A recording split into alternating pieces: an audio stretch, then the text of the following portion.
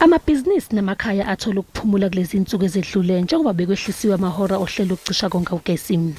We're close to 3,300 megawatts additional onto the grid.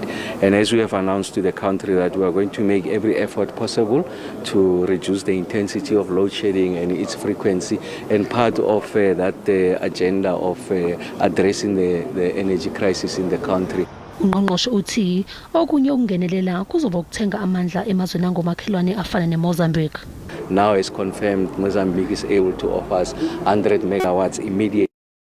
Our technical teams, ESCOM and EDM, are meeting to finalize the details of that. In the next 6 months, we can get an additional 600 megawatts.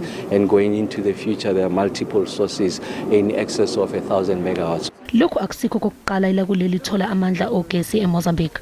Ngo-2019, i-ESCOM yathola ama-megawatts angamakhulu ayisishiyagalolunye eMozambique. We are evaluating what are the generating capacity that we have, and the potentially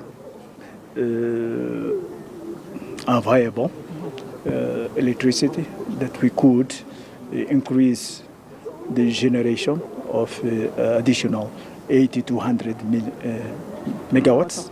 Ungqongqoshe uthi ukuthenga kwamandla okuphuthumayo kuzobamba iqhaza elikhulu ekuxazululeni inkinga yohlelo ukucisha konga ugesi.